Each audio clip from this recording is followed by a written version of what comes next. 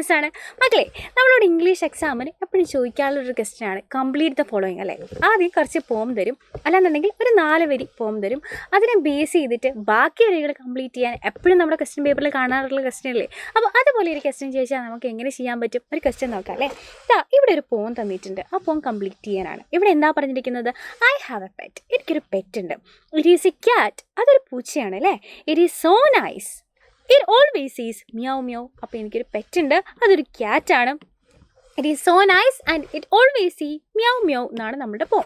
അപ്പോൾ ഇതുപോലെ തന്നെ ബാക്കി വരികൾ പൂരിപ്പിക്കാൻ നമ്മളോട് എക്സാമിന് ചോദിക്കുന്ന ഒരു ടൈപ്പ് ഓഫ് ക്വസ്റ്റ്യൻ ആണ്. അപ്പോൾ ആദ്യത്തെ 4 വരികളുടെ അതേ പാറ്റേണിൽ തന്നെ കുറച്ച് വേർഡ്സ് അങ്ങോട്ടും ഇങ്ങോട്ടും മാറ്റി കഴിഞ്ഞാൽ നമുക്ക് എന്ത് ചെയ്യാം? ബാക്കി 4 വരികൾ പൂരിപ്പിക്കാം അല്ലേ. അപ്പോൾ അതാ ഇവിടെ നോക്കിക്കേടാ, ഐ ഹാവ് എ പെറ്റ്. ഇതിൻ്റെ ബാക്കി എന്താണ്?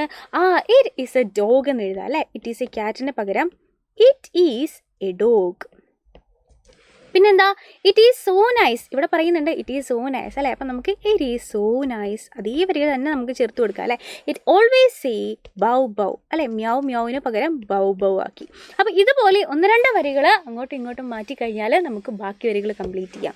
അങ്ങനെയാണെന്നുണ്ടെങ്കിൽ ഇതിൻ്റെ ബാക്കി നോക്കിക്കേ, ഐ ഹാവ് എ പെറ്റ്. അത് നമുക്ക് എന്ത് എഴുതാം? ഇതിൻ്റെ ബാക്കി അതേപോലെ ഇറ്റ് ഈസ് എ ചിക്ക് അല്ലേ. ഇതെന്താണ്? ഇതൊരു കോഴിക്കുഞ്ഞാണ് അല്ലേ. It is a chick. It is so nice അല്ലേ. നമുക്ക് എങ്ങനെ എഴുതാം? It is so nice. പിന്നെ എങ്ങനെ എഴുതാം? ഇറ്റ് ഓൾവേസ് സേ കീ കീ അല്ലേ. അതേപോലെ തന്നെ ആ വരികൾ തന്നെ ജസ്റ്റ് അങ്ങോട്ടും ഇങ്ങോട്ടും മാറ്റാം അല്ലേ. ഇറ്റ് ഓൾവേസ് സേസ് എങ്ങനെയാ ചിക്ക് കറിയുക? കീ കീ എന്നാണ് ശബ്ദം ഉണ്ടാക്കുക അല്ലേ. കീ കീ എന്ന് നമുക്ക് എഴുതി കൊടുക്കാം. അപ്പോൾ ബാക്കി വരികൾ നമ്മൾ കംപ്ലീറ്റ് ചെയ്തു. അങ്ങനെയാണെന്നുണ്ടെങ്കിൽ ഇത് നമുക്ക് ഈസി ആയിട്ട് കംപ്ലീറ്റ് ചെയ്യാം. എന്താണ്? I have a pet. It is A duck. അല്ലാന്നുണ്ടെങ്കിൽ ഇറ്റ് ഈസ് എ ഡക്ലിംഗ് എന്ന് എഴുതാം അല്ലേ. ഓക്കെ. അപ്പോൾ ഡക്കിൻ്റെ കുട്ടിയാണ് നമ്മൾ ഡക്ലിംഗ് എന്ന് വിളിക്കുക. ഇറ്റ് ഈസ് സോ നൈസ് അതേ വരികൾ തന്നെ നമ്മൾ എഴുതി. It is so nice. Duck എങ്ങനെയാണ് സൗണ്ട് ഉണ്ടാക്കുക? ക്വാക്ക് ക്വാക്ക് എന്നാണ് അല്ലേ. അപ്പോൾ നമുക്ക് എങ്ങനെ എഴുതാം? It always says quack quack. Okay. Quack quack. അപ്പോൾ ഇതുപോലെ എഴുതി കൊടുത്തു കഴിഞ്ഞാൽ ഇതുപോലെ നമുക്ക് എന്ത് ചെയ്യാൻ പറ്റും? ബാക്കിയുള്ള വരികൾ കംപ്ലീറ്റ് ചെയ്യാം. അങ്ങനെയാണെന്നുണ്ടെങ്കിൽ ബാക്കി 4 വരികൾ ഇവിടെ എന്താ? I have a pet. It is an owl. It is so nice. It always say ഗർ ഗർ. അപ്പോൾ ഇതുപോലെ എന്താണ് ഈ 4 വരികൾ എന്ന് മിസ്സിൻ്റെ കുട്ടികൾ കംപ്ലീറ്റ് ചെയ്യുക. താഴെ കമൻറ്റ് ബോക്സിൽ കമൻറ്റ് ചെയ്യുക കേട്ടോ.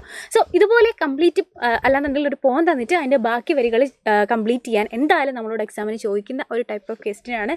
സോ ഇത് യൂസ്ഫുൾ ആയിട്ടുണ്ടെന്നുണ്ടെങ്കിൽ നിങ്ങളുടെ ഫ്രണ്ട്സിനെ ഷെയർ ചെയ്ത് കൊടുക്കുക. ഇതുപോലെയുള്ള യൂസ്ഫുൾ വീഡിയോസ് ആയിട്ട് നമുക്ക് ഇനിയും കാണാം. അതുവരെ bye bye and take care.